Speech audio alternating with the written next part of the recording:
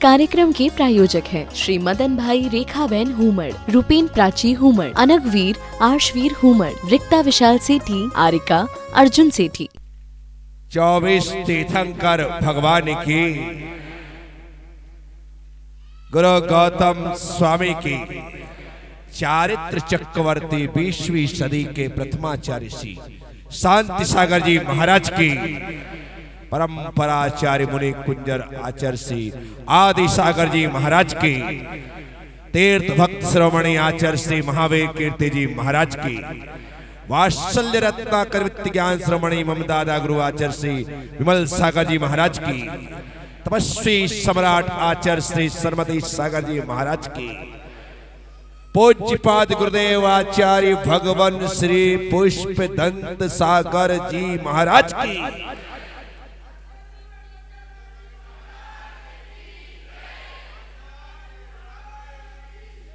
अलग से बोलने में तुमको कोई टैक्स लगेगा क्या? बोलो मुनीषी। अच्छा लगता है। इन महाराज जी का नाम मालूम नहीं मालूम? नहीं मालूम है तो भी बोलो कि महाराज की।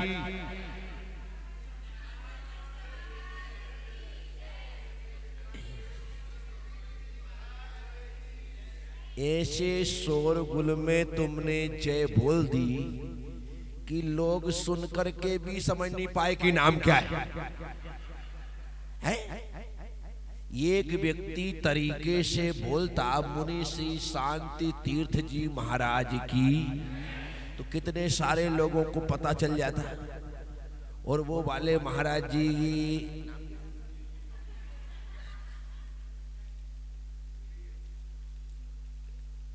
मुनि श्री प्रिय तीर्थ जी, बोलो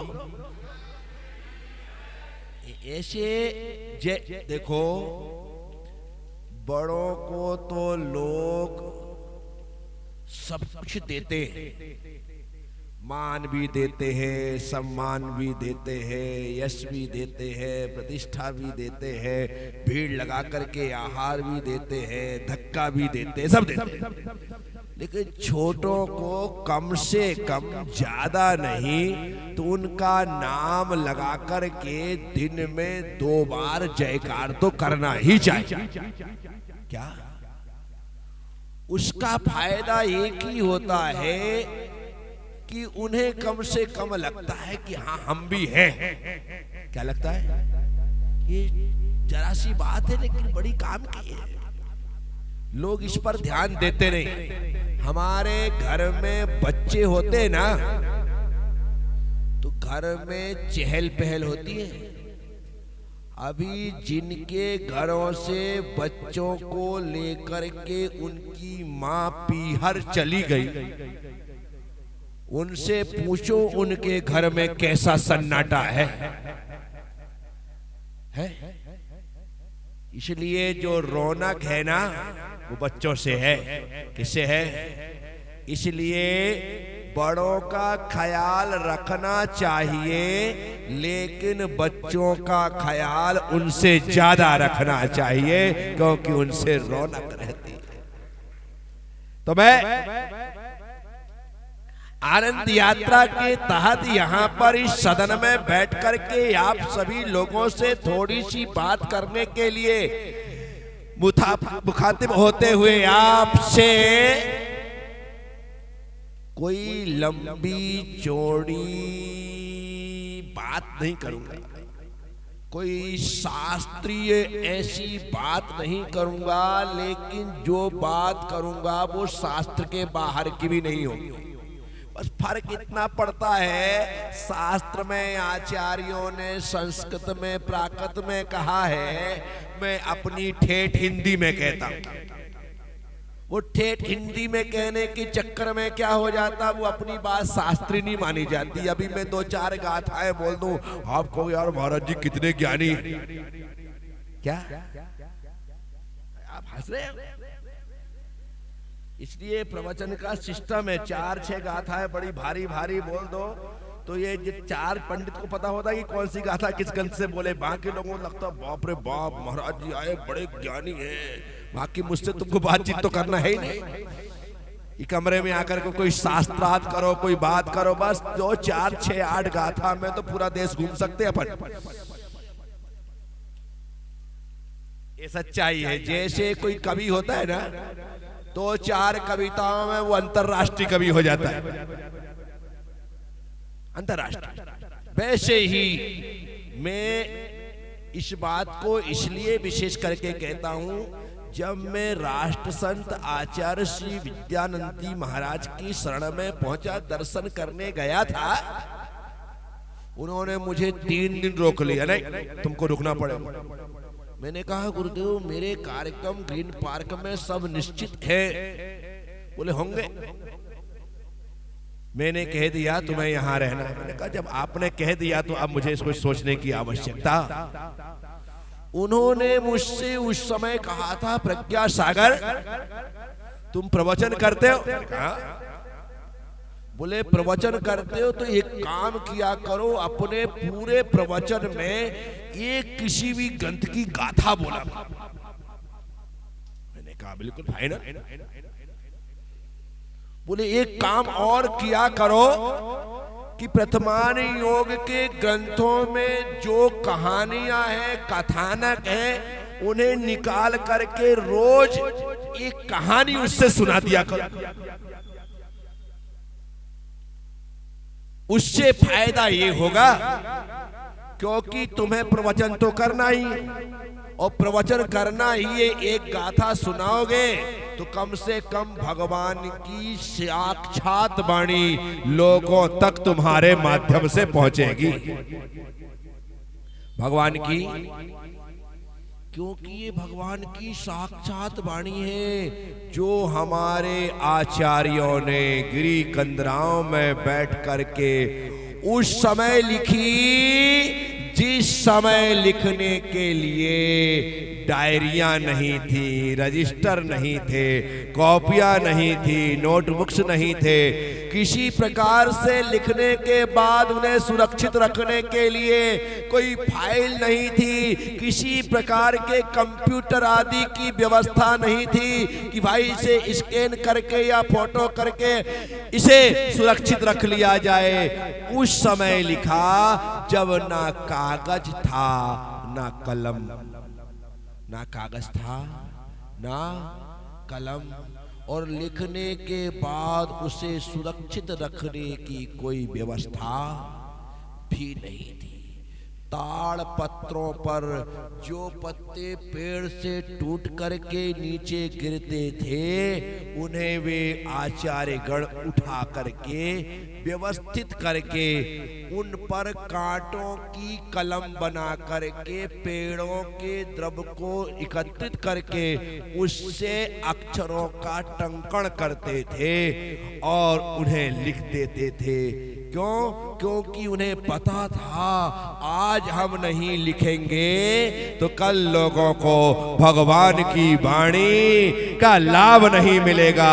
धन्य वे आचार्य जिन्होंने हमारे लिए उस समय इतनी मेहनत की और ताड़ पत्रों पर ग्रंथ लिखे। लिख करके वहीं पर उन्होंने जैसा बना वैसे उन्हें बांध करके वृक्षों की खोखर में रख दिए। उनके पास कोई बैग नहीं था, उसमें जमा के रख लेते। उनके पास कोई गाड़ी नहीं थी कि बैग में रख के गाड़ी में रखवा देते। उनके पास कोई ऐसे ब्रह्मचारी नहीं थे जो उठाना रखना कर सकते थे।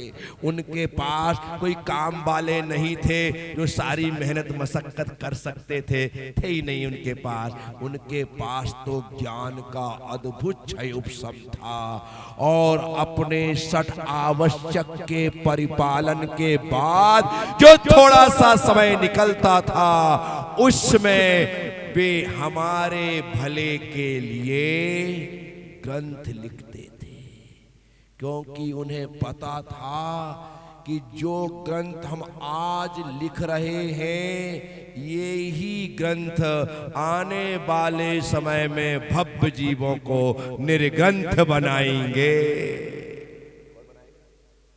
ये ग्रंथ ही निर्ग्रंथ बनाएंगे और इन ग्रंथों से निर्ग्रंथ बनेंगे तो फिर वे निर्ग्रंथ फिर नए ग्रंथ बनाएंगे। ये श्रृंखला ऐसी चलती रहेगी और चलती रहनी चाहिए। तो इसीलिए एक गाथा, एक श्लोक, एक वार्तिक आपके सामने यदि रख दिया जाता है तो सीधे भगवान की वाणी तुम तक पहुंचती है और भगवान की वाणी को सुनने का लाभ तुम्हें प्राप्त होता है। इसलिए तो कहते हैं जब भी संस्कृत के उन सूत्रों को, गाथाओं को सुनाया जाए, पढ़ाया जाए, उस समय अपने हाथों को जोड़ करके सुनना, क्योंकि हाथों को जोड़ने से हाथ पात्र बन जाते हैं। क्या बन जाते हैं? पात्र बन जाते हैं। और आपको अमृत का पान करना है तो पहले अपने हाथों को पात्र बनाओ और अपने मुख से नहीं, अपने कान से उस अमृत को पी जाओ। उस अमृत को पी जाओ। संसार चलता है, परिवार चलता है, व्यापार चलता है। कैसे? दुकान खोलने से। कैसे चलता है? परिवार को चलाने के लिए दुकान खोलना जरूरी है और आत्मा के कल्याण के लिए दो कान खोलना जरूरी है। क्या जरूरी है? दो कान। क्या? ना कि दुकान। क्या?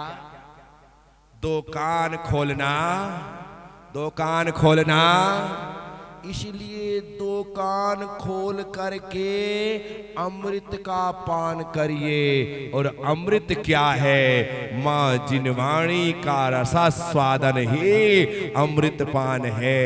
अभी हमने अमृत का नाम सुना है, चिंतामणि रत्न का नाम सुना है, पारसमणि का नाम सुना है, कामधेनु का नाम सुना है, कल्प वृक्ष का नाम सुना है, शिव नाम सुने हैं। देखे किसी ने, पिया किसी ने? है कोई गुमास्ता नगर में एकाध प्रतिपाल? तुम तो अध्यक्ष हो, थोड़ा पता करो किसी के घर में अमृत हो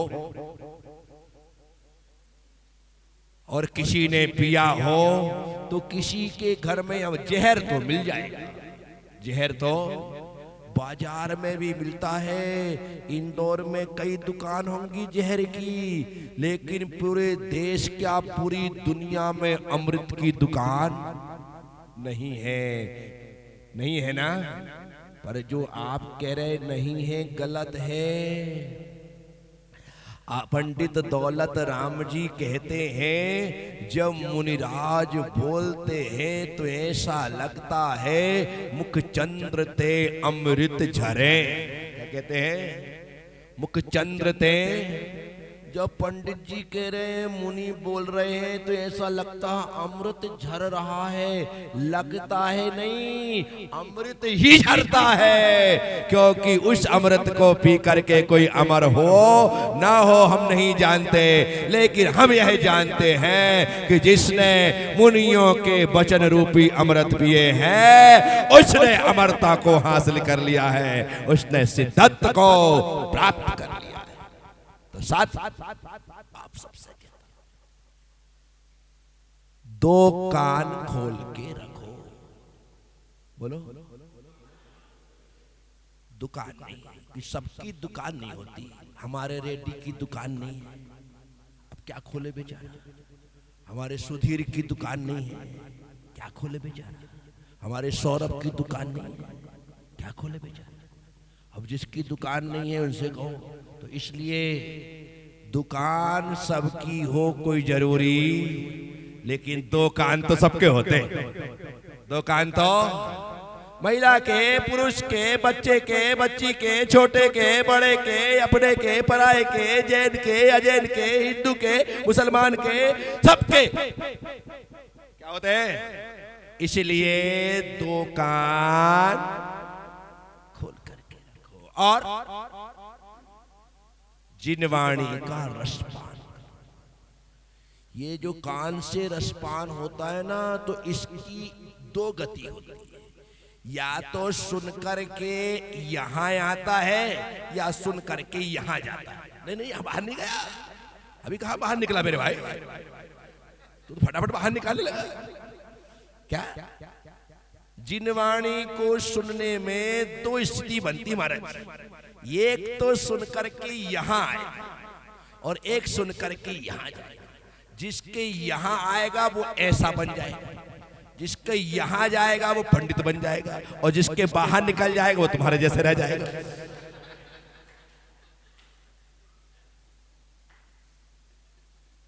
क्या? यहां गया तो पंडित बनाएगा, और यहां गया तो साधु बनाएगा, और यहां से वहां गया तो जय के तई वहीं रहो। इसीलिए गुरु वचन कान से सुन करके कोशिश करना हृदय तक आए।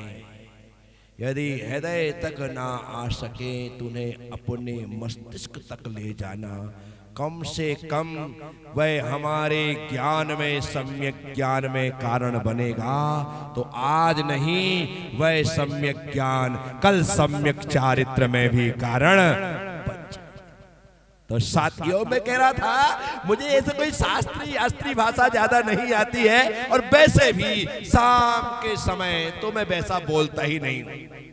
वजह सिर्फ एक ही है कि आदमी दिन भर में पजल्ट हो जाता है, और शाम को भी यदि गरिष्ठ भोजन दे दो। देखो, सुबह का खाना भारी, सुबह का खाना, और शाम का खाना हल्का।